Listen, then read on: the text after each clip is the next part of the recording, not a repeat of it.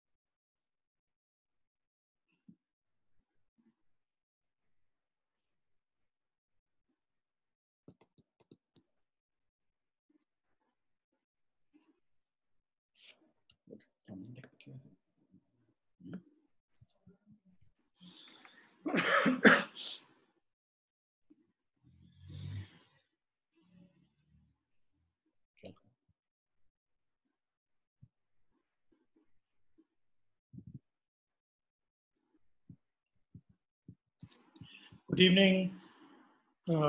Welcome participants to this 5 o'clock class of sports science.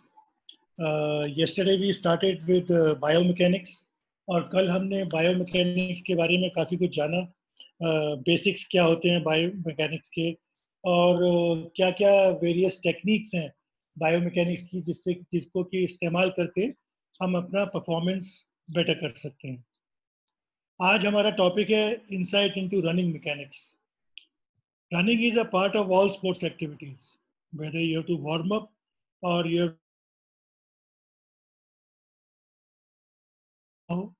Running उसके लिए उसका base है और रनिंग सबसे ज़्यादा इम्पोर्टेंट है. ट्रेनर या कोच किसी को भी जो रनिंग की मैकेनिक्स है और उसका क्या प्रोग्राम होना चाहिए उसके बारे में एक अच्छी नॉलेज होनी चाहिए. आपका रनिंग मैकेनिक्स कितना अच्छा है और आप कितनी एफिशिएंसी के साथ रनिंग कर रहे हैं, ये क्वेश्चन हर कोच को अपने एथलीट से पूछना चाहिए. कहीं आप अपनी एनर्जी इनएफिशिएंट रनिंग के लिए के साथ वेस्ट तो नहीं कर रहे हैं.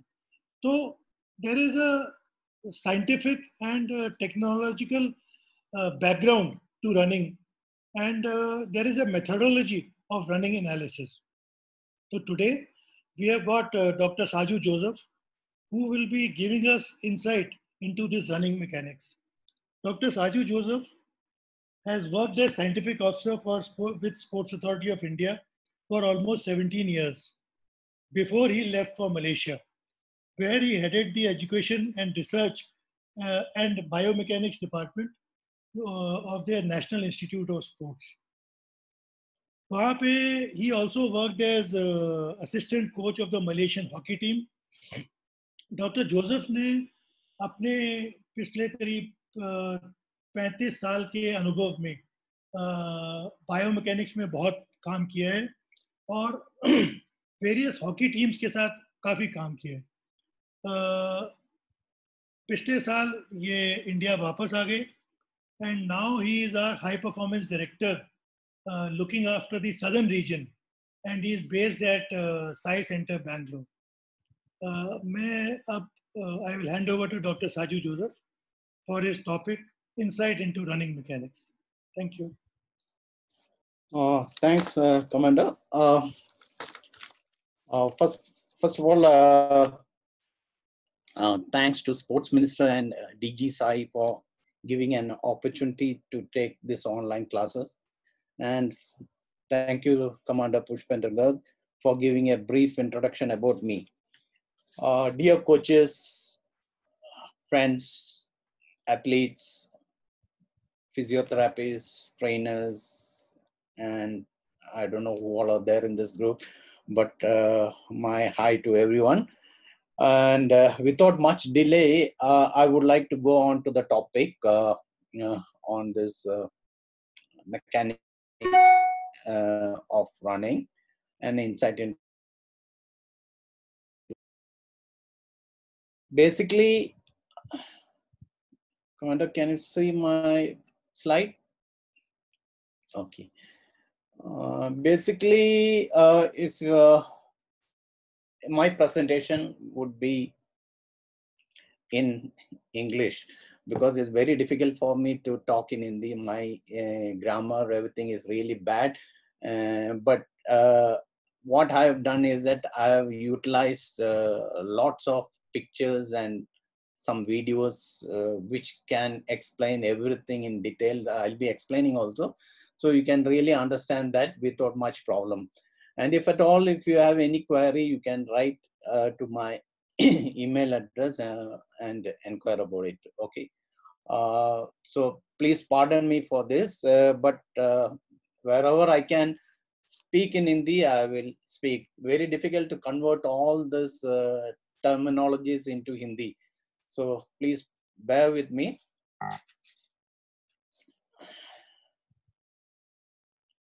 Okay, why running analysis? So each runner has an individual gait. That means everybody has an individual ways of style of running. Their stride length may be different. The stride frequency may be different. Their body type is different. So endo, ecto, meso. So you must have seen wrestlers running or a weightlifter jogging is totally different as compared to those normal athletes who run.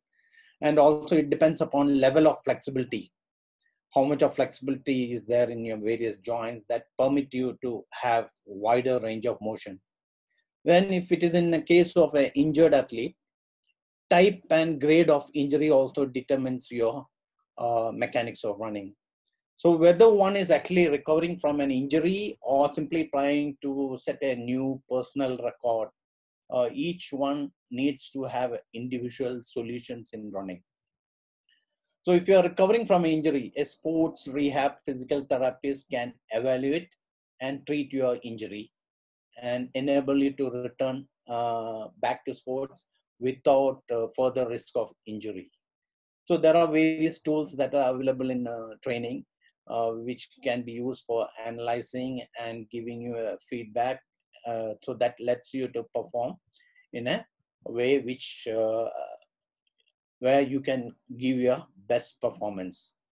So this could be possible only if you could do a running video analysis along with your other physical examinations and evaluations. In rehabilitation, basically a biomechanist or physio or trainer needs to assess you how you run. How do your run feel like? Is it very hard and efficient or efficient? Hard means very difficult for you to run.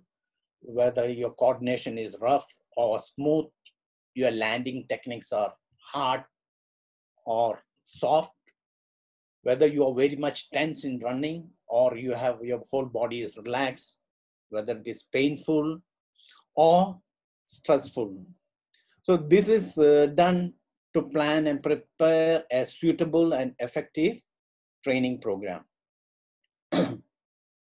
So good running mechanics ensures more momentum. That means there will be a continuous flow of momentum. There will be less resistance and better output in running. Your effort will be relatively less and your recovery aspects will be much better. less aches in your joints, and also less stress on your joints and muscles. And the most important thing is that to bring about more consistency and enjoyment in running. So basic principles associated with running are anatomy and kinesiology, physics, and external factors. Here, by external factors, I mean that the environmental factors. Environmental factors is like, okay, running on a synthetic track or running on a sand-based pitch or on a turf or uphill running or downhill running or on road. So there the mechanics totally is different. So all these principles associated with contribute to your running posture and motion. And if your running posture and motion is good, then probably you will have good, there is relatively less stress and impact of injuries. And naturally, this running posture also contribute to increase in energy and efficiency of running. And ultimately, it helps you to improve your speed performance. There are certain biomechanical attributes, if it can be corrected, then probably that also adds to a better speed performance. Similarly, improved physical conditioning and physiological qualities that also add to your speed performance. Now, let me ask you a simple question. Main difference between running and walking. What's the difference between running and walking? So in walk, basically at every time you will find that one of your foot is in contact with the ground. Whereas in running, for a fraction of a second, you're floating in the air. Okay. Now, there are various technologies which are available to analyze sports movement. Now, this is a markless motion technology which was actually planned for this Tokyo Olympics. So without any marker, you can access. So here you have many cameras which automatically captures and identify, and the only thing you need to digitize your joints so that you can identify your movements. And even basically you can also do tracking of your movements. Now, tracking of ball, or when you're making a smash, or when you're playing a backhand shot, or whatever it is, you can track the ball also. You can track the velocity of the ball, your mechanics in the gymnastics, parallel bars and horizontal bars, and for example in football, the total tracking of your movement in terms of your kick. Javelin, probably you can also look into the knee flexion and extension, the angular velocity, all this you can look into. In swimming, your dive, your entry angle into the water.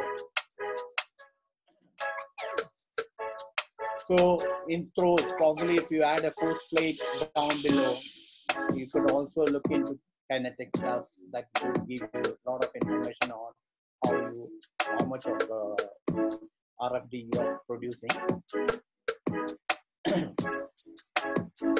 So main thing is if you want to track the opponent's gain situation, that also can be tracked for where he normally sends the ball. In discus, your turns, in high jump, volleyball, you want to track your center of gravity, yes, you can track your center of gravity, and so on. So there are many things in this technology which enables you to really assess the sporting movements without any marker or without even disturbing the athlete. So basically this was planned for Tokyo Olympics by the World Biomechanics Committee to do the analysis for various sporting events. Now there are marker settings. Now this is actually a passive markers. I think yesterday Dr. Ashutosh Anshu had informed about it. So this glows, basically these markers are glowing. Actually this is actually a reflective marker. So what I've done is that I've taken a photograph with flash on my mobile So that's why it's actually reflecting. So there is, depending upon the analysis, you can lower body or upper body or the whole body. So there are around 56 markers in this case. And after when you're capturing the image video, that's the image of the person exercising. Basically, the markers, the reflective markers, looks somewhat like this. So this is actually a weightlifter doing a snatch using the receiving position. So it looks like this. And later on, what we can do is that to convert this into another software, by using another software to analyze in form of a that's a visual 3D. I mean, normally we use visual 3D to analyze this, and you can give a inference to the athlete regarding, okay, how the running mechanics of the athlete is. So this is from 3D view. You can see from any directions, even from top, side, front view, all these things you can look into.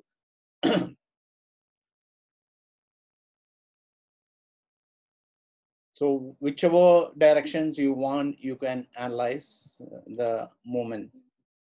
Okay.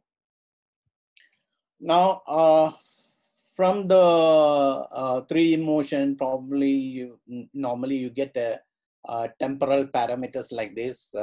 Now this athlete has run for example, 12 kilometers, 14, I mean, the speed of running was 12, 14, 16, 18, and 20 kilometers per hour. And in each of this speed, he ran at 5 minutes, 4, 17, and so on. This is his right leg performance at 12 kilometers, and this is left performance at 12 kilometers. So you have some temporal parameters like step length. You can see as and when the speed is increasing, the step length of right and left also increases. And the stride length also, if you can see that this also increases. Stance time. Stance time means when the foot is in contact with the ground, the time taken. And similarly, the flight time, and so on. So you can see here, initially, the step length or the stride length is almost similar. But as and when it goes up to higher speed, there is discrepancy in terms of step length and also in terms of flight time. There is variation. So at slow speed, when you analyze, sometimes you may find everything is okay, but as and when you increase the speed, that is where actually most of the mechanics goes wrong. So that's what actually I wanted to infer from this information. And similarly, knee angle flexion. Actually, you can analyze many things over here. So I've just put up a slide of knee flexion and knee extension angles. So this is actually knee flexion, and this is knee extension. There's 0 to this one is. So if you look into the minimum, you can see that, okay, the scores are only 12.6 degrees. Okay, 12.6 degrees. This is actually 12.6 degree. It's not during this where when the foot is at strike position. It is at during the push-off phase. The minimum angle of knee extension was 12.6. I mean, that is max. It's almost 178 degrees. And the knee flexion angle looks to be bigger, but because it's all because the computer calculates this information based on the tibial positioning, the tibial and fibula position. Based on that, the computer calculation. So it takes this angle. That's why this angle looks, knee flexion angles looks bigger as compared to knee extension angles, which is actually very bare minimum. Okay, here is a Paralympic athlete. I just want you to just observe his running mechanics. He is amputee, and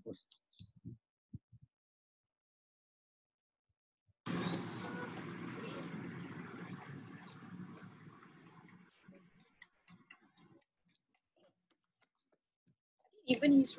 So if you actually look at this Paralympic athlete, you must have seen so much of issues with the running technique, mainly because the arm swing is on one side and there is no arm on the other side. So actually this athlete is, I mean, almost all the Paralympic athlete amputees who have either one leg or or one upper extremity tend to have a lot of injury problems when they go especially into higher training loads.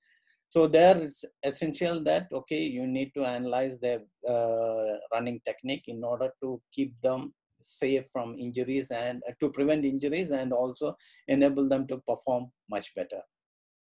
So coming into this presentation, yeah, actually, I know that various technologies is actually difficult to for each and every coach to use it. And moreover, even in SAI, we do not have motion technology, 3D motion technology or anything like that. But then why I made this presentation is that it will be easy for each and every coach to make use of video to analyze their watts and give corrections now onwards.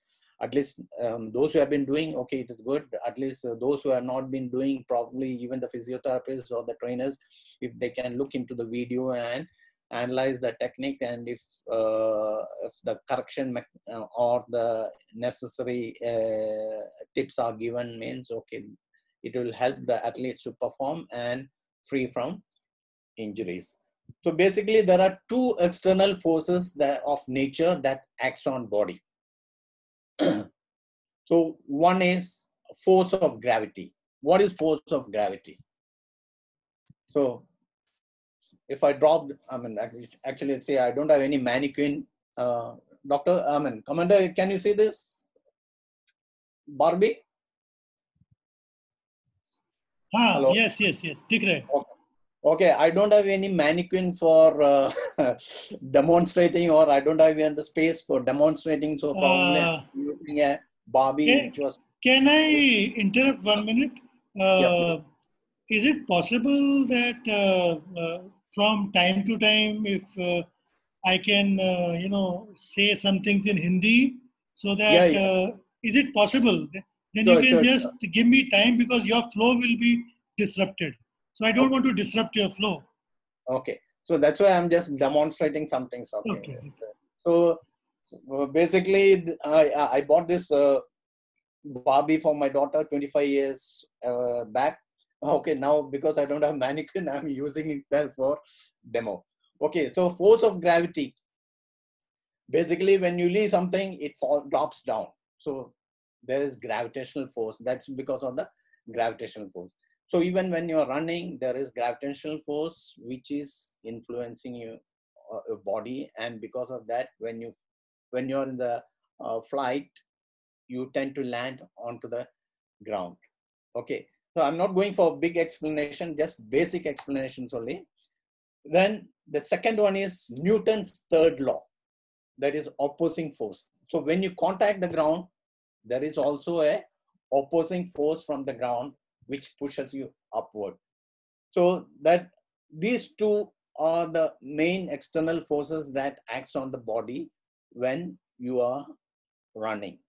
Okay, so force of gravity, if it falls through the aligned posture, that means from the ear, shoulder, hip, and ankle joint, if falling in one alignment, then your efficiency in running will be relatively quite good. Okay, so and this is this in the mid stance position, if this posture is aligned, then it will be a very good mechanics in terms of running. Okay, now force of gravity also, it helps you in external propulsion via a forward lean. So bit of forward lean if you have in your body.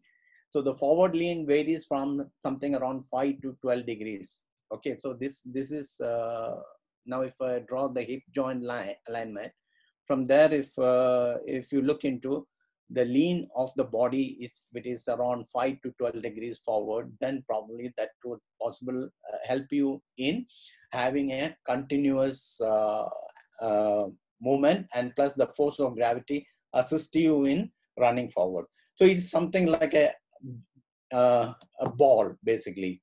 So if it is, I'll go to that next. Okay. Now, same way, the third law of Newton, that is opposing force.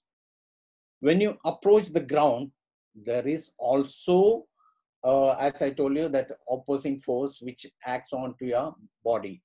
So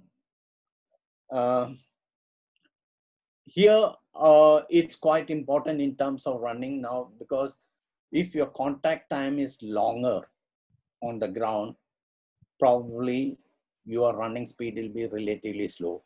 So the angle in which you are contacting the ground plays a major role in assisting you to have either a vertical lift or a forward linear, that is a linear thrust. Okay.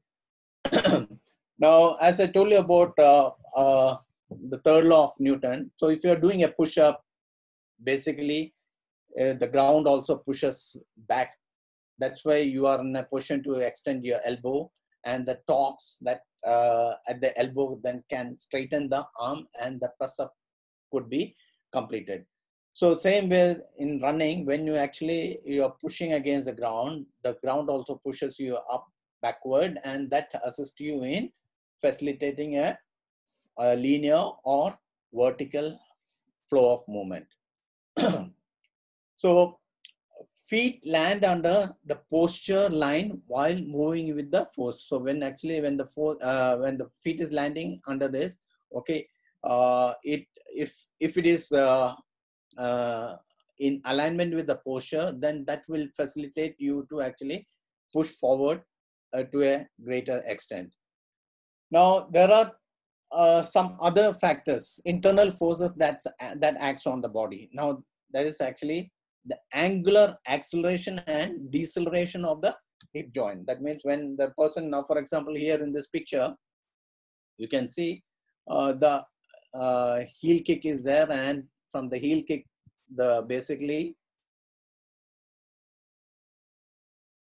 from the heel kick, there is continuous swing of the leg. So when you start the high knee action, there is an acceleration of the hip joint, and when it comes to the maximum range, there is a deceleration, because otherwise what happens, if there is a continuous acceleration, then your instead of linear conversion, the force is generated towards vertical lift. So that will curtail your linear motion, and it will assist you only in upward thrust. So force of the leg swing is does play an important role onto the body. So in order to stabilize that, probably you need to have a very stable core. Okay, and as I told you earlier, the push-off phase. During the push-off phase, also the third law of Newton does help. So if your pushing off is greater here, then probably you will be having a greater stride length and a relatively higher stride length. And as I told you that, okay, with the lean, now imagine if there is a ball, okay, so this person, I've shown two arrows, one is upward and one is downward, and in the opposite direction the arrows are moving. So if I roll a ball, the ball continuously moves off because of the body lean. The plane of the ball assists in continuous rotation of the ball. If in the same way, if I take a square and then I try to roll the square, what will happen is that after one or two turns, it stops, because it doesn't have enough continuous movement that facilitates on edge, because there is a lot of, the edges acts as brake and it does not allow you to continuously move forward. So this is on the third law of Newton.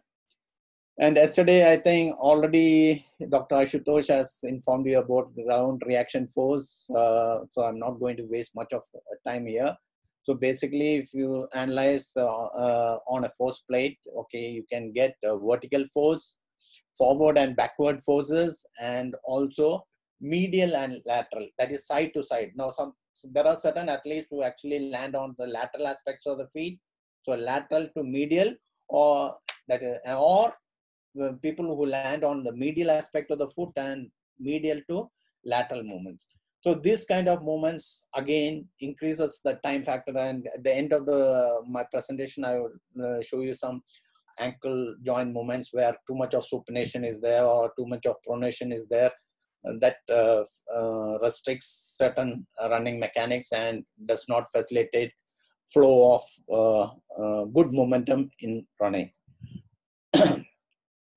Okay, is this the natural way to run? So if you look at the kids, actually the kids have very good natural method of running. So if you see at them, okay, their ear, shoulder, hip joint and ankle joint are almost leaning forward, and they have a better mechanics.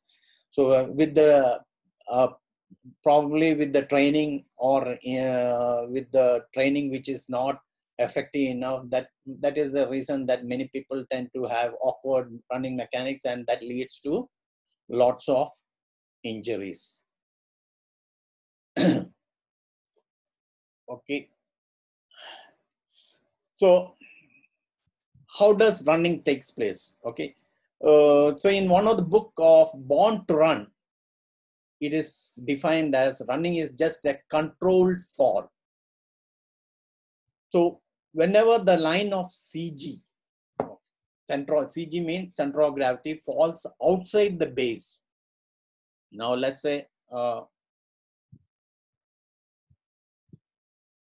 here is the center of gravity. When the line of CG falls outside the base, okay, so this is the base, the body tends to fall forward. The placement of foot each time when you have a tendency to fall leads to running. So this is actually what has been defined in the book Born to Run. Okay. Now let me ask you a question. Commodore, I need your help in this. Yeah. I'm going to ask a question to the participants. Okay, if you want to do running. Okay. If you want to show this doll's movement, it is not very clear because it's on a small screen. So at that particular time, you can just stop sharing so that you can come fully on the screen and show the movement if you have to show that movement. Okay. Okay. All right. Now let's say I'm just going to ask a question. I need your help in that. Okay. So let's say this is my question is like this. Okay, if you want to start a movement, which part of the body should move first? Let's call this as number one, where the leg moves first, or you have the hand movement, or you have the neck movement, or the hip movement. So 1, 2, 3, 4. So I want the participants to answer as 1, 2, 3, 4. Quickly type in your answers.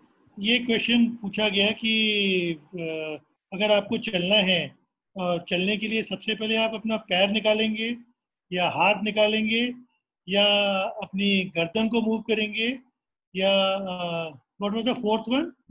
Shoulder, neck and third one hip और अच्छा, अपने कोलू को move करेंगे और चौथा number है अपनी नेक को मूव करेंगे. क्या मूव करेंगे? Let's say the head, yeah. और द हेड, गर्दन या हेड, क्या मूव करेंगे? The answers are coming. Somebody saying head, somebody saying legs, somebody saying head, hand, head. Okay. All right. Okay. The answer is the head. Okay. Why? Because I'm just giving you an example. Okay. Now, if the line of center of gravity is here, the first movement, if it is head, means, okay, if you are dropping your head, means automatically your legs falls forward in order to stabilize yourself. Okay, now if you move your leg first, what happens? Your center of gravity still remains within your base. If you move your leg first, and the center of gravity remains in your base. So still you need to cover this much of distance basically to move forward. That means to destabilize yourself. So every time if you, without leaning forward, without moving your head forward, if you do that, then probably your running efficiency will be relatively less. And this is not only for running, it is all for all the movements. Now I am a goalkeeper. If I want to react to a ball, my first reaction is not hands. If I move my hands, what will happen? The distance covered by my hands will be relatively less. So I should have an attitude of moving my head first. So if I move my head, automatically the distance covered will be relatively higher. So same way, if you have a wider stance, now badminton players, you can see that when opponent is smashing, you find that their legs are wider stance. So if I have a wide stance like this, beyond my shoulder width, and it's wider, I have to cover from my line of center of gravity that much of distance in order to move my body to anticipate for the shuttle. So the reaction will be relatively less, and your anticipation of a successful your anticipation in saving the goal will be relatively less. So first thing is that you need to move your head in running or even in other basic techniques. Okay, some sports probably like doubles in badminton and all, probably you don't have time to move all this head movement or anything like that. But then because the shuttle will be coming relatively fast, so most of the time within the range of your arms, or within the racket, if you are in a position to move, then probably that will be good. But then always in terms of efficiency of movement, it is required. Okay. All right. Yeah, good that many people have answered head.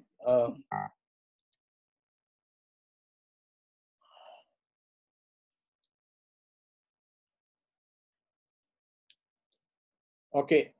The next part is the postural alignment with level pelvis. The pelvis should be always level while running. So if you look here, you can see this athlete. You can see the pelvis almost parallel to the ground always, which means the efficiency of running will be relatively good. Now, this on the right side, you can see another athlete.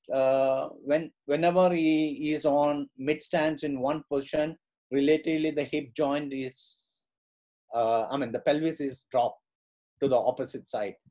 The stance one is elevated, the other one is actually dropped. So this is actually very bad for running, in fact. So the pelvis movements takes place basically in, can you see me? Yes.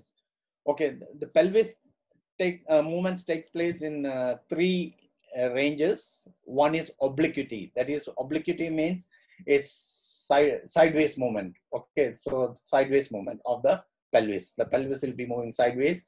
And pelvic tilt.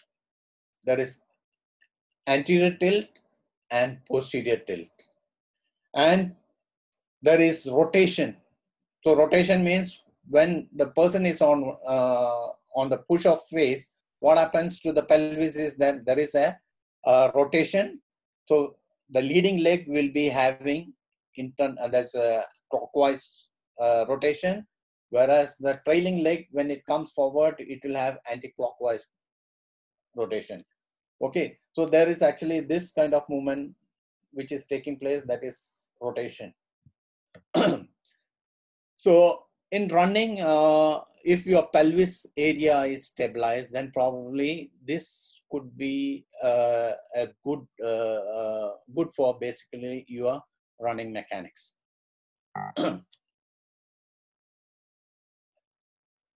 Then always when you're running, your head should be looking forward and straight.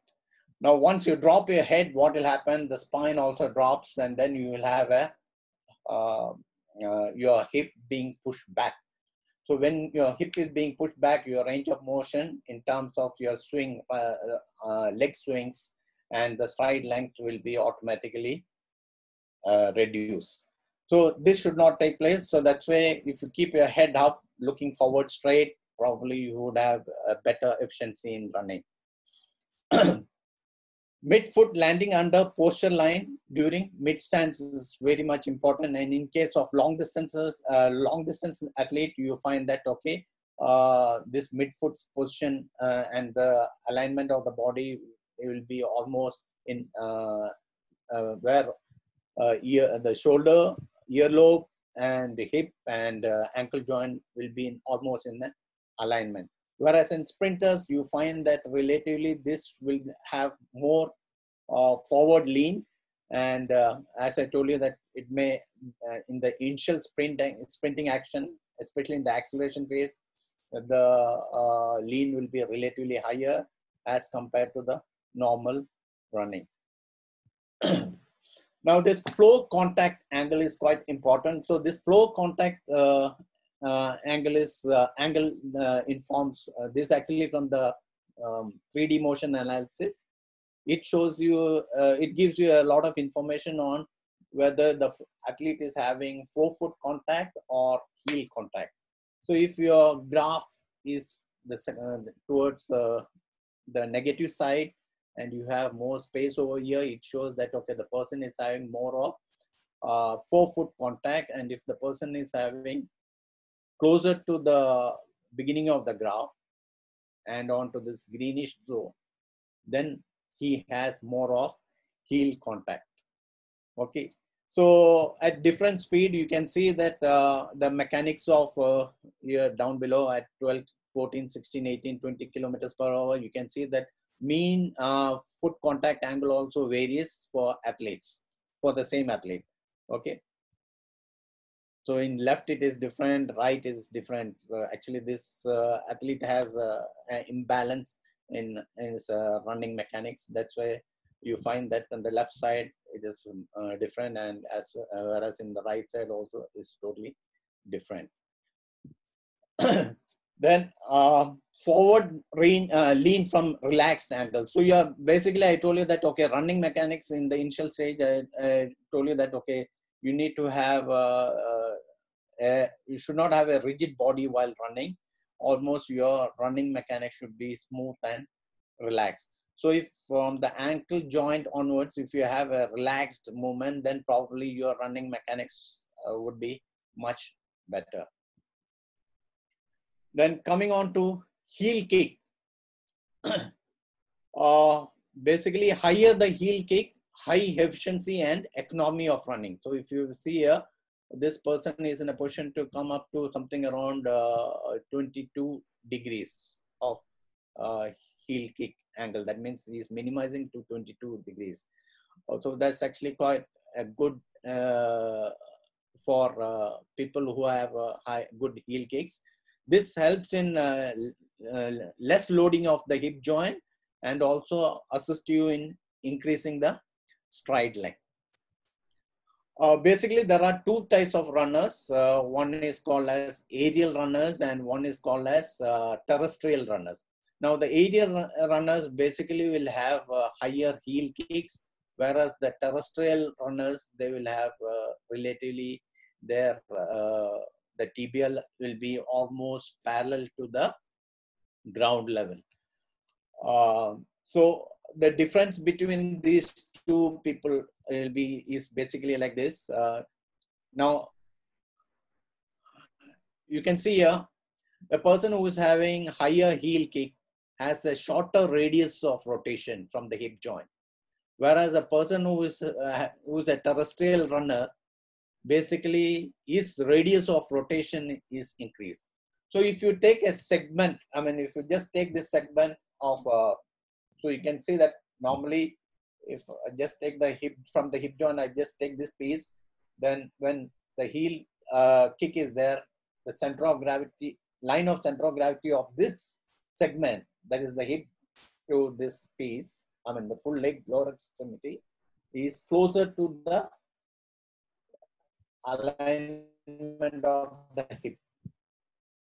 Whereas when the stride, I mean, if you are a terrestrial runner and if the radius of rotation is longer, then the line of the center of gravity of this segment will be away from the hip joint.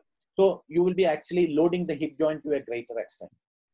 That means a person who is actually doing terrestrial type of runs, who is a terrestrial runner, should have very good, strong hip joint. So the core area should be really strengthened in such a way that any kind of injuries could be avoided.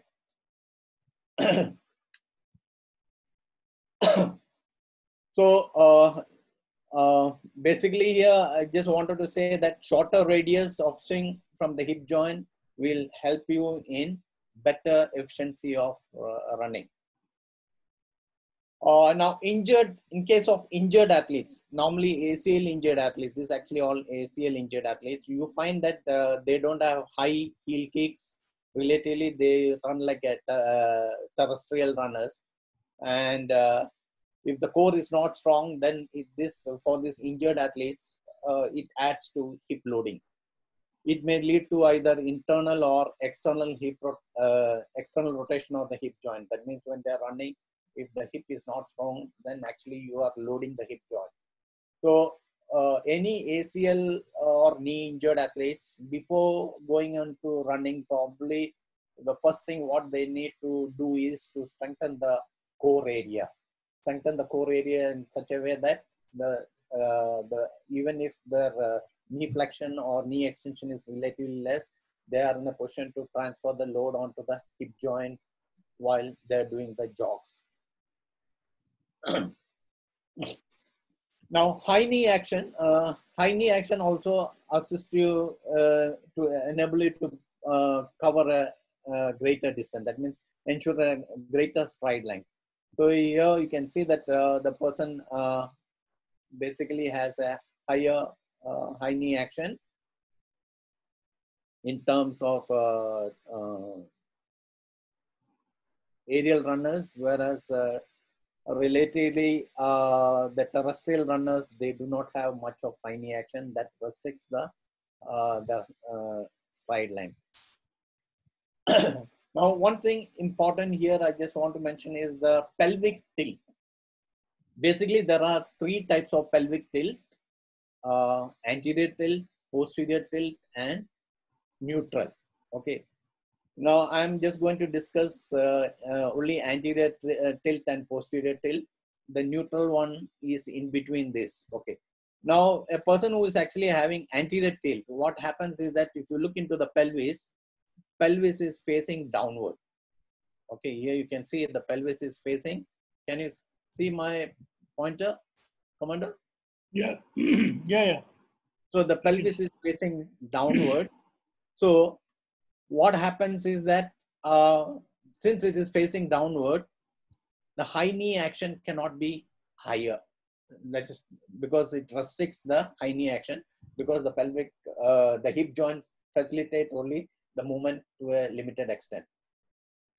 Whereas in the drive phase, since the pelvic is facing downward, that is anterior, the drive phase, it has a elongated and very good drive phase, relatively a better drive phase. That means in linear movement, these people will have better effective propulsion. Whereas in the posterior tilt, now the pelvic is lifted upward. It is more upward.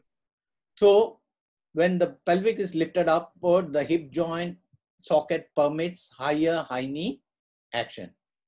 So here you can see that the when you're doing high knee action, the thigh goes a little more higher.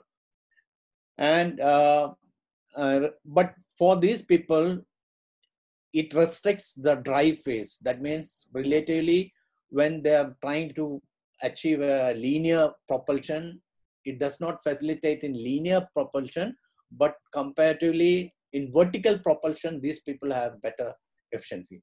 So anterior tilt people have more propulsion in linear directions, whereas posterior propulsion, posterior tilt people may have better vertical thrust. And this also makes the muscles. Now, for example, in posterior tilt, that there will be a tight abdominals in these kind of athletes who have posterior tilt of pelvis and tight hamstring, whereas in anterior tilt they have a tight erector spinae and tight iliac hip flexors.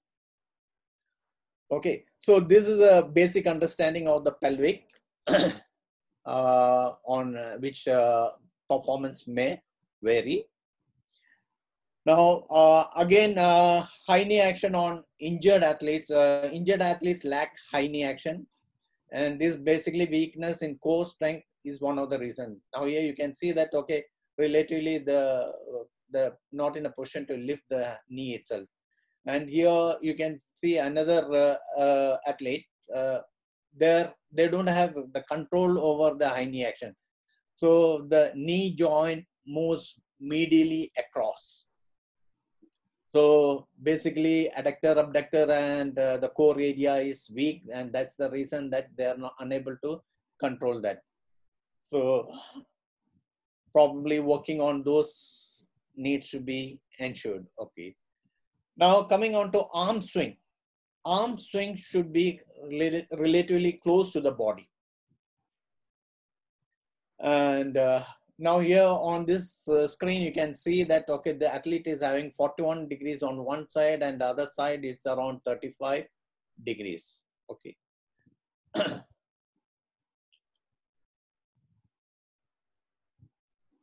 Okay. And whereas the angle of elbow comparatively extend, reducing radius of swinging, if it is reduced. Now, for example, here the elbow is extended actually. So when the elbow is extended, it reduces the speed of arm swing. So basically, you need to have two things to be focused over here. One is reduction in the shoulder angle, making the shoulder to come close to the body. And second one is extension of elbows in running. So if the radius of rotation is short, then probably your speed of running will be relatively higher. Whereas if the radius of rotation is too long, then your running speed will be relatively slower.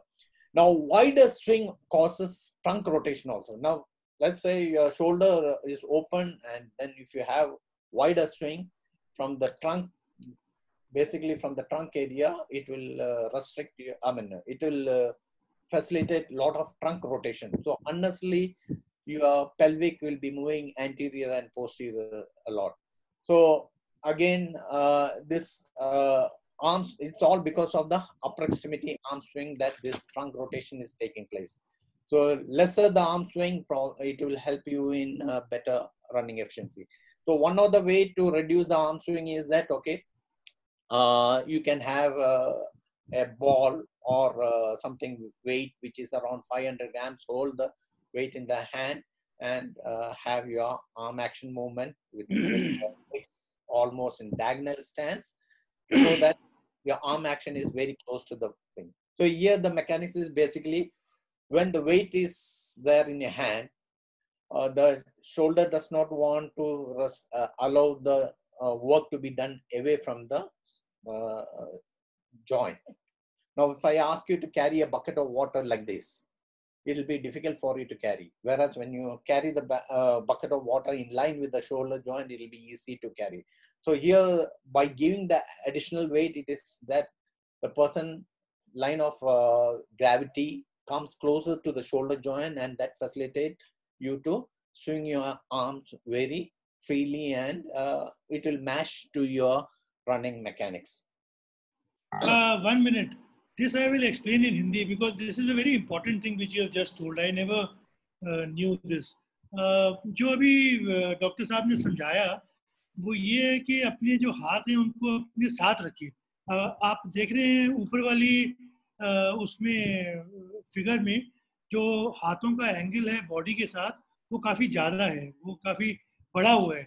अगर आप इतना ज़्यादा angle रखेंगे तो आपका जो नीचे वाला पेल्विस है वो भी रोटेट करेगा। तो डॉक्टर साहब बता रहे थे कि अगर हाथों का एंगल कम हो तो फिर वो पेल्विस रोटेट नहीं करेगा और हमारी रनिंग टेक्निक ज़्यादा अच्छी होगी। अगर आपको लगता है कि आपका एथलीट अपने हाथ का एंगल काफ़ी ज़्यादा रख रहा है तो उसको कम करने का भी इन्होंने एक तरीका बताया है कि आप छोटा छोटा सा वेट दे दें अपने एथलीट के हाथ में। मान लीजिए कोई आधा किलो का वेट लेकर के उसको दौड़ने की प्रैक्टिस करवाएं, क्योंकि वेट आने से हाथ ज़्यादा खुल नहीं सकते हैं, क्योंकि हाथों में वजन आएगा तो मुश्किल होगा हाथों को खोलना। अगर डॉक्टर साहब ने बताया अगर आप एक बाल्टी को लेंगे और सीधा हाथ करके पूरा बाल्टी उठाएंगे तो वो नहीं उठा सकते। सिर्फ जब हाथ पैरेलल हो, बॉडी के पैरेलल होगा तभी बाल्टी उठा सकते हैं। तो इसलिए ये एक बहुत बहुत ही अच्छी बात बताई कि हाथों को अपने साथ में रखिए दौड़ते वक्त। जितना भी कम एंगल होगा उतना दौड़ने की टेक्निक उतनी अच्छी है। Thank you, sorry. So here, this actually, this here again, Qualisys 3D motion analysis, it shows that, okay, a 90-degree angle, which is maintained throughout the arm action. So when you are actually running, you can also try on a treadmill or when you're doing the 3D motion analysis, we can also get to know where your arms are extending, and based on that, corrections can be given to the athlete, and the athlete can reduce the angle so that he will have a shorter radius of rotation and his running mechanics will be relatively better. Okay. And so shoulder and pelvic drop downs. So this is actually a common problem in many athletes. So here you can see this this athlete when basically when he's on one stance, one left leg stance, so you can see that, okay, the pelvic is dropped, even the shoulder also is dropped. So there is actually a lot of weight displacement is there, and lateral displacement of center of gravity. That means the center of gravity will be shifted more towards onto the left side because of more displacements on to each positional shifts. So either side of the pelvis needs to be pushed in an anterior for each stride. So every time you need to lift, you have to push your pelvis up and down. So this reduces basically the pace of running. Okay. यहाँ पे doctor Joseph ने बताया कि shoulder और pelvic को भी drop down नहीं करना चाहिए। उसकी वजह से आपकी जो पेस है रनिंग की वो खराब हो सकती है। आपको समांतर रखना है अपना शोल्डर और अपना पेल्विस, उससे रनिंग ज़्यादा अच्छी हो सकती है। Okay, so this is actually showing the shoulder and pelvis angle. So in this 3D motion, so you can see here the tilt. So greater the tilt, it reduces your running efficiency. So same way from the top superior view, side view, and from the frontal view, you can have an idea on the various ways in which your shoulder and pelvis are not matching, and that reduces the efficiency. Now here, the upright body position. Okay, if you look into this upright body position, you can see this athlete. This is an injured athlete. Always he is having backward lean. This is a normal long distance runner. There's a forward lean. This is a 400 meters runner. Initially, there's his lean is forward, but when he is in the last 100 meters, that is after covering 300 meters, when he's in the last 100 meters phase, he is trying to pull, but because of muscle fatigue, there is an arch in the body, which actually is actually not, is not facilitating the forward lean, but instead he is making the body to arch backward. So this is because of the fatigue. So probably here, if the athlete is still made to, I mean, if this kind of videos are taken and if he is informed, okay, how we can, instead of having a arch back, probably if you can make further lean forward, that will facilitate you to have a greater stride. So that if those informations are given properly, the athlete may be in a position to perform better. Okay, I'll just skip this. Okay, now coming to propulsion. This is actually a very important part. Basically, in the propulsion phase, there are actually three muscles which are actually contributing to your triple extension. That is your ankle joint, knee joint, and hip joint. Now, here you can see on the right, you can see this athlete, almost his knee is extended. Whereas in this case, there's the knee joint is around 115.7 degrees. So when the athlete is in full plantar flexion, the calf muscle is really contracting. But in this case, does the quadriceps muscle is fully contracting? No, because if the quadriceps muscle has to fully contract, then it should be almost 180 degrees. So what is happening now is something around 20 degrees less knee extension is there. So that means your probably the drive phase, 20% of your, something like 20% of your muscle fibers are not really contracting to give you that push. And once the knee is flexed, most important, once the knee is flexed, here the knee is flexed, then the glute activation also is relatively very less. So these two muscles who are actually supposed to contribute to your push-off phase is contributing relatively less because the knee is not fully extended. So there, the glute muscle also is not facilitating your thrust, and the quadriceps muscle also is contributing relatively less.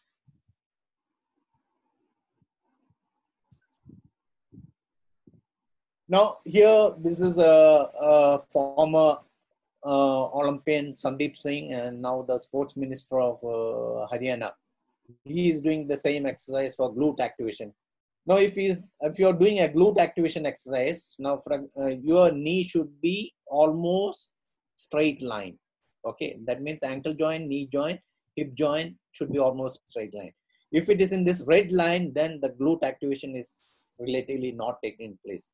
So you should not do it in the red line, but as done by this athlete. There, the glute activation will be there, and that will facilitate you to really push off. Okay, this one I'll skip. Wow. Okay, another important thing which I would like to mention here is the foot strike. Now, whenever if the foot strike, the knee joint in relation to the heel, this is the foot strike is in relation to the heel contact. Okay, if it is behind the ankle joint,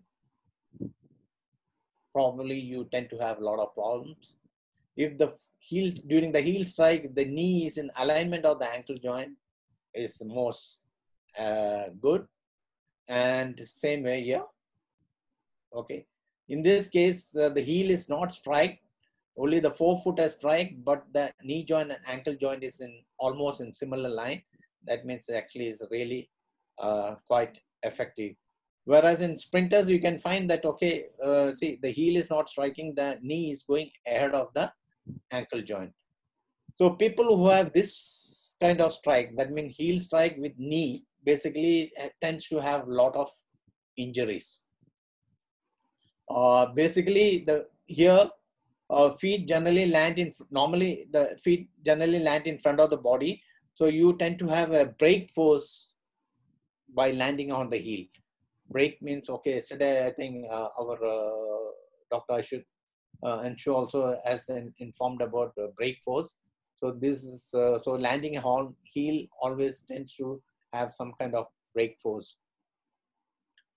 Normally, this kind of landing, you can see these two athletes, okay, landing on the heel, tends to have problems in the ankle joint, calf muscle, knee joint, hamstring pulls or quadriceps pull, because A lot of eccentric contraction is taking place because of landing on the heel. There could be hip joint or pelvis issues, and also problems that is arising on the erector, that is lower back group of muscles. Okay.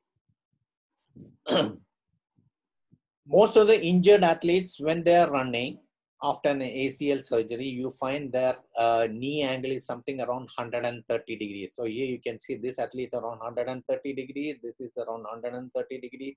This is around 129 degrees. This is the injured knee, whereas the non-injured knee will be something around 145 plus or to 150. So when you are assessing an injured athlete, okay, if you find when they are doing jogs or running, and if the angle of knee is below 145, then it is assumed that okay, they have not fully recovered from this problem, and the knee joint and the muscles around that needs to be strengthened further. So unless it comes to something around 145 and above, then only you need to start all strengthening exercises or any kind of grass hops and so on. So before that, if you start the exercise, then probably injury will reoccur, and the time taken for the injury to, that is for the athlete to return to play, also will be longer. Okay, here let's have a discussion, and this is again a question here. So this is actually a sprinter, abnormal movements identified. Okay, I want the all the participants to answer this. So here there are 4 abnormal movements identified. One is the right arm swing. Okay, while swinging, the arm goes away from the body. In the second picture, you can see that during that's after the push off, the left leg is more, the push off is from medial aspect. So if in relation to the hip joint, there is a left hip joint, the push off is from medial to lateral, and during the high knee action, in relation to the hip joint, the knee joint goes more medially towards the body, that is the center line of the body.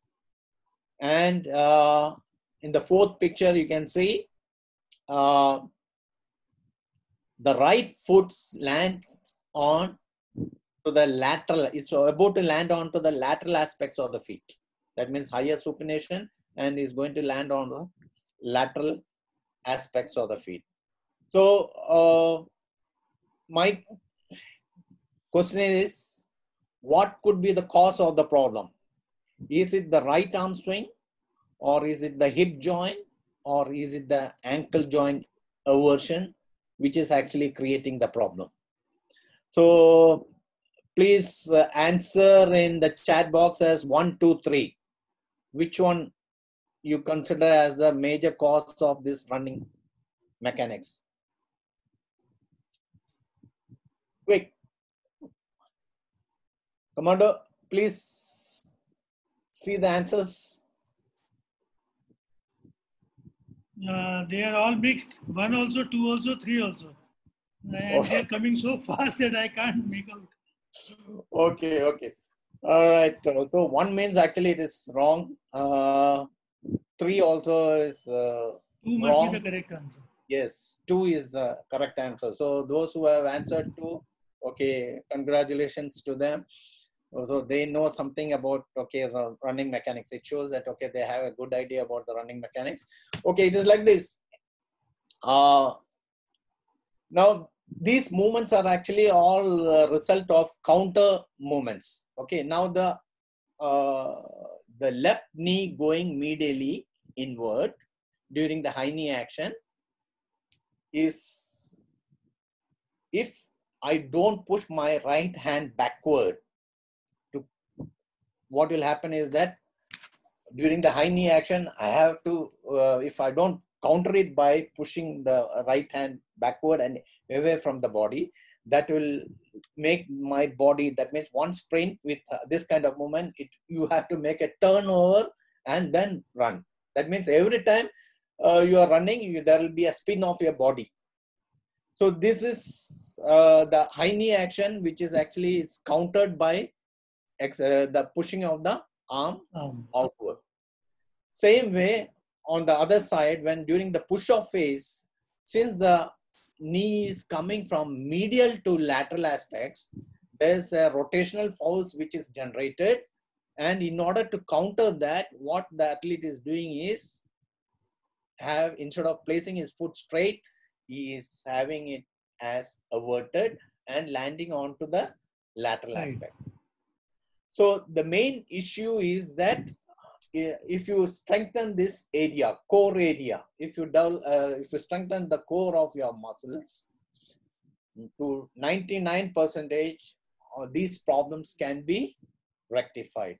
So how you need to stabilize the core is a thing which needs to be pondered about. What are the suitable exercise which you need to select, and duration, your frequency, and number of times, and the varied, all those things need to be worked out and planned out. All right. So again, here weak core muscles, it leads to internal hip rotation of the hip joint and also reduces efficiency. Here you can see here. And this is a simple thing. What you can do is that, okay, you can make one athlete to run in front of you, and from the frontal, you take the video from the front, and you can just track his knee joint, where all the knee joint is going. If the knee joint is going almost in a straight line, then okay, his hip joint swing is in a straight alignment. So that means the hip pendulum is working in a straight line. If it is moving away, then there are problems which are associated with the adductor and adductor, and also maybe from glutes or iliac, or your rectus abdominis or the obliques are not properly shaped up, and it's not well balanced. So that can lead you to have various problems in this hip joint. And again, here you can see sometimes because of imbalance and pelvic tilt, etc., you also tend to have tibial torsion, internal or external tibial torsion also could take place. Now, there are certain athletes, if you see from behind, so if you examine the video from behind, you can see that they have cross foot movements. That means when they do the heel kick, the right heel goes and touches the left buttocks, and the left heel comes and touches the right buttocks. And from front view, if you look into, you can find that again, this is because of this movement, you tend to have tibial torsion. That means the knee is not in alignment, or it's not housed on top of the ankle joint. So you're basically, your contact time is increased and your running efficiency is basically reduced. So in order to analyze why this problem comes in athlete, so we did the EMG test on hamstring when the athlete was doing hamstring curl. So in the hamstring, there is actually 3 muscle groups, but then the superficial, there are 2 muscle groups, that is biceps femoris and semitendinous. So what we did was that we put 2 electrodes on, one on biceps femoris and one on semitendinous. And apart from that, we also put on to the lateral and medial gastrocnemius. But our interest was mainly on the EMG activation during the leg curl. So when the person was doing leg curl, what has happened in the left leg is that between biceps femoris and semitendinous had equal amount of effort. That means almost 50-50%. If 100% effort, it means in making the leg to curl, the heel curl exercise, both the biceps femoris group and semitendinous put equal effort. But in the case of the right leg, what happened was that 5 degrees less than complete heel flexion movement, 85% of muscle activation was from biceps femoris, whereas only 15% of muscle activation was from semitendinous. Okay. Now, why this difference is mainly if you look into this picture, the hip joint, knee joint, and ankle joint, Commodore, is it in a straight line? Commodore? Yeah, it's almost in a straight line. Yes. Yes. Almost in a straight line. So in the exercise, these three joints are almost in a straight line.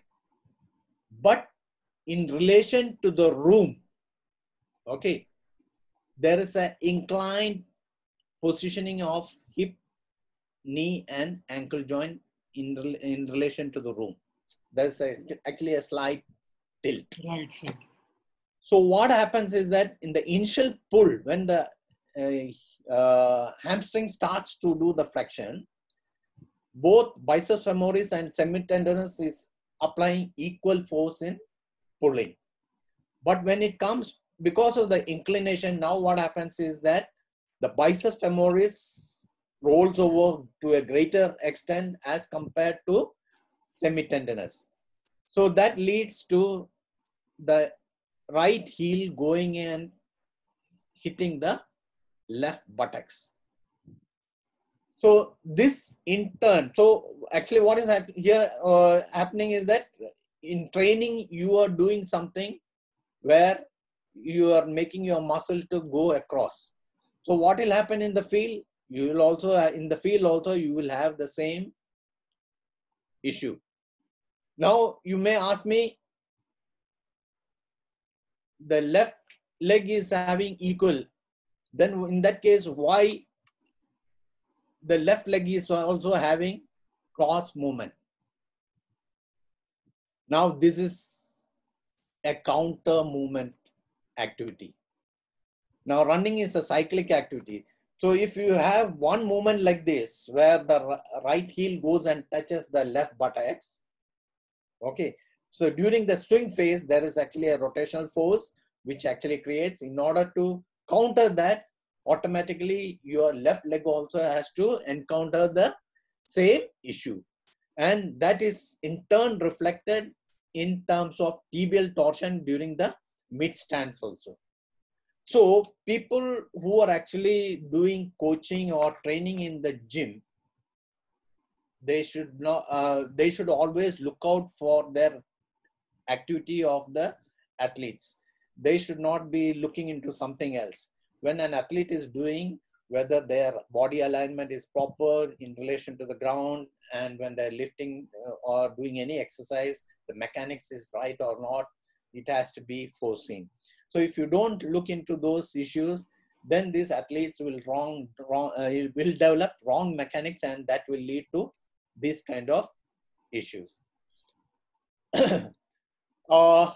Now, isokinetic testing and muscle, looking into muscle imbalance is an important thing in all the assessment, because here you can look into bilateral imbalance. That means the difference between right leg and left leg, quadriceps and hamstring ratio. One of the things which is very much important, because when you go to a gym, you find for hamstring, there is only one exercise. Whereas for quadriceps, there are so many exercises like leg press, knee extension, deadlift, half squat, staircase climbing. So there are numerous exercises for quadriceps. Suppose you do all exercise for quadriceps, let's say 7 exercises for quadriceps and only 1 exercise for hamstring, with let's say 5 sets for hamstring. But what will happen is that the ratio of difference between quadriceps and hamstring will increase, and that will lead to injuries. Now here you can see a former Indian Olympic hockey captain. He, the Dutch play, basically, he had basically a 60-40 ratio of quadriceps and hamstring. So relatively, he never had any kind of injuries on lower extremities other than ball impacts or stick impacts. Now, the next thing is that peak torque. When you are exercising, in which angle your peak torque is generating, and whether you are in a position to maintain the peak torque from starting from this position to knee extension. That means if the leg is almost extended till that angle, whether you are in a position to do or not. Most of the athletes, I find that if you look here, the vastus medialis group of muscle is not strengthened. Why it is not strengthened? Most of the people, they restrict their knee extension movement to only around 150 or 160 degree. The full knee extension movement is not taking place. Now this vastus medialis muscle will only develop in the last 30 degrees of knee extension. So if you are not developing in the, not doing the exercise to full range of motion, then this vastus medialis is left over, and the strength in that muscle is relatively less. And also what happens is that probability of injuries also would take place if this muscle group strength is relatively less. Okay, this is something on a stress fracture in tibia. So here you can see that, okay, most of the time this athlete was actually, what we have done here is that we have a TechScan mat, which is cut in shape of an insole, and we have inserted into the shoe. And there is actually a DAQ box over here, and that is transmitted into the system to analyze how basically when the athlete is running, what's actually happening to the foot. And so is foot pressure and the mechanics of the foot landing, all those things you can really understand. So here you can see this is a heat map of foot. So here you can see in the first graph, the athletes are always landing onto the lateral aspect. And here you can see the center of pressure. See, from this is the starting point, but the center of pressure is moving backward, then moving forward. So when the weight is being shifted onto the foot, midfoot, and into the forefoot, now this graph is, the center of pressure is clearly visible. So here it's actually that this athlete has some kind of breaks when after landing onto the lateral aspect of the feet, the tibia, instead of moving forward, it moves backward, then moves forward. So during this time, a lot of eccentric action takes place, especially in the tibialis anterior group of muscle, and that leads to kind of stress and strain in that particular area, leading to injury.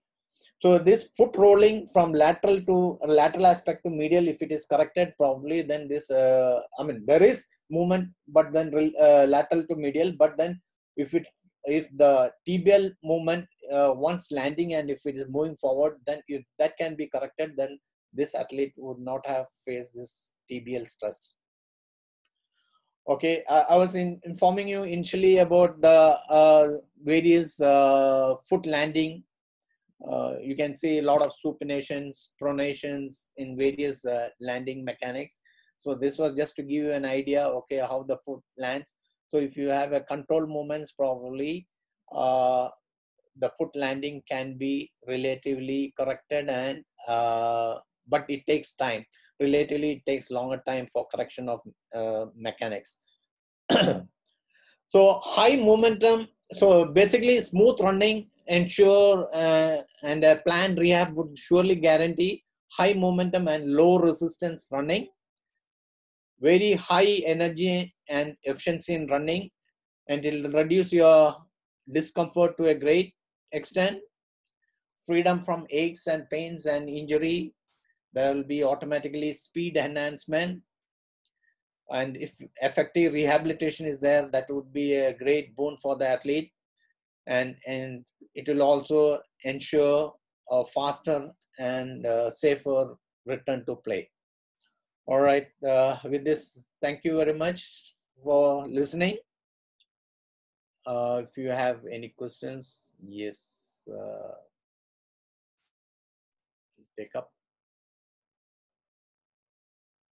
There are questions. We can have them for about till about 6:30, 7-8 minutes, because already we have gone way past the time. What is the correct ratio of hamstring and quadriceps? Because hamstring has 3 muscles and quadriceps has 4 muscles. Okay. Normally, see, this ratio differs from sport to sport. But ideally, if a person is having 60 to 40, quadriceps is 60 and hamstring is 40, that would be ideal for any athlete. But I have seen in kabaddi players, with Indian kabaddi players, when I did some testing, something around 20 years back, where most of our Indian kabaddi players were in the national camp. When they were tested, I was surprised to find that the quadriceps to hamstring ratio was 50 to 50 in certain athletes. That means 1:1. Because they have a lot of forward and backward movements. So the kabaddi is forward and backward movements. So the shuffling movements are there. So because of that, some of the athletes, good raiders, had relatively 1:1 ratio. And if you look into athletes like Anand Natarajan, actually I should not take the name, but I'm just taking for example. Anand Natarajan was one of the sprinter in early days. He never used to train for hamstring. He used to only train for quadriceps. So when I have looked into the ratio of quadriceps and hamstring, it is 70 to 30%. So it varies from sport to sport and event to event. Next, again and again, this question is being asked. What if a runner is having knock knees, flat foot, and if we see runner from behind, the foot is not stable? What is the exercise to correct him? Knock knees, that is valgus. Okay. Here actually we need to see the athlete basically how much of inward movement, there's valgus movement is there, and of course for flat foot probably what is the age of the athlete? I don't know. That that needs to be known, and there are many athletes who actually are in flat foot, so you can make use of insoles, custom made insoles to reduce the impact and can modify the running mechanics accordingly. Knock knees, there are, probably you need to work on the core area to a greater extent and stabilize, reduce the Q angle of the quadriceps muscle that facilitate you to have almost a swing which is in line with the closer to the hip joint. But for women, basically who have the pelvis, wider pelvis and the Q angle is greater, then for them it is really, it's actually difficult. But then early days when I was training the women hockey team, before 98, I used to find that many women hockey players used to have ACL injuries. But then from 98 to 2002, we had a core strengthening program for all the women hockey players. And those days, most of the people relatively suffered less injuries because core was strengthened to a great extent. That this question came yesterday also, that you have shown a lot of graphs and lot of in your PPT you showed a lot of graphs, but we don't have these kind of gadgets to get this kind of information. So what can we do to improve our running techniques? How can we do running analysis with simpler instruments which are available generally to a coach? That's where I use most of the thing was from video. I've just taken the video. Of course, in order to support my presentation, I have used some graphs and tables to support the thing. So wherever we don't have gadgets, then we have to depend, hi-fi gadgets, then we need to depend upon video, which can be used by coaches. Everyone in the mobile, they have nowadays videos. You can capture from video, and then you can also, capture from mobile, and also you can analyze the video and give feedback to the athletes. So that's where in many thing, what I did was that I put snapshots of important pictures like arm swing or high knee action, or foot contact, the angle of foot strike, all those things I put intentionally so that you can look into similar thing and give feedback to the athlete from that point of view. मैं इसको हिंदी में बोलूँगा कि देखिए आपके पास ज़्यादातर coaches के पास normal आजकल स्मार्टफोन सभी के पास होते हैं, तो what doctor Saju is saying और डॉक्टर अंशु ने भी कल हमें ये बताया था कि हम अपने नॉर्मल मोबाइल फ़ोन से वीडियो लें अपने एथलीट का, रनिंग का, और उसको कंपेयर करें, उसको जो सही टेक्निक है उसके साथ कंपेयर करें, और फिर आपको मालूम पड़ जाएगा कि आपका एथलीट क्या गलतियां कर रहा है और उसको आप उस तरह से करेक्ट कर सकते हैं। क्योंकि आजकल करेक्ट टेक्निक के यूट्यूब में हज़ारों वीडियोज़ हैं, बहुत वीडियोज़ हैं करेक्ट टेक्निक्स के। तो आप अपने सिंपली अपने मोबाइल से आप वीडियो लें और उसको यूट्यूब से कंपेयर करें और फिर अपने एथलीट को बताएं। Next question is there was one question after having an injury, is it preferable to run on cement road?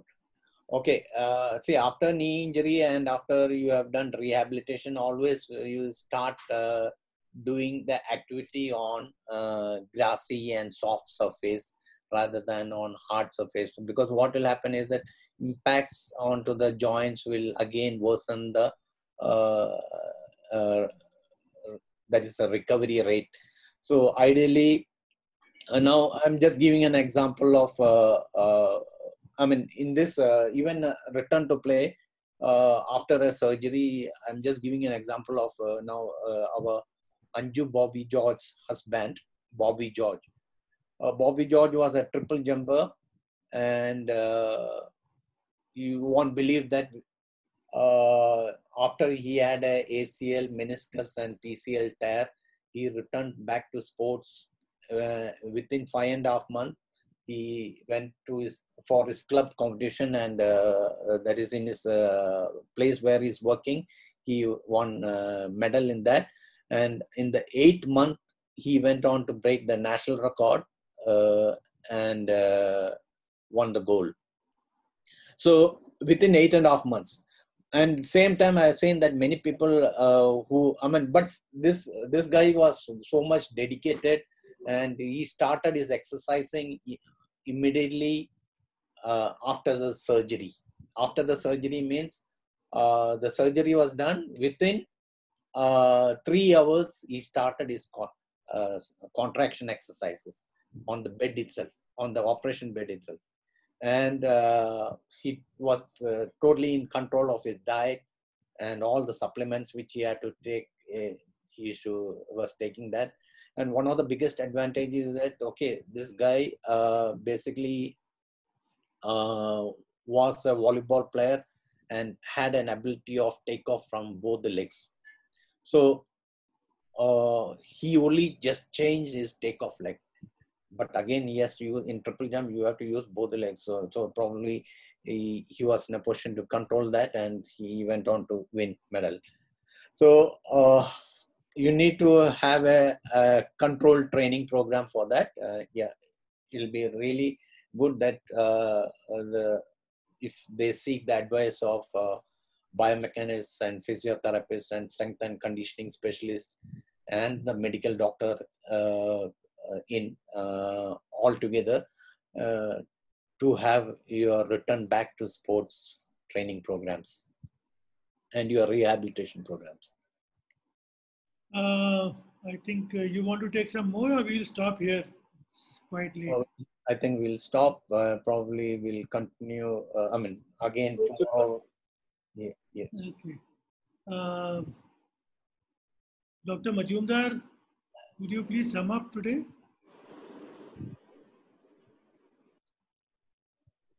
Well, Dr. Saju, it's a very good and nice presentation, but actually it is not my area. I used to educate every day.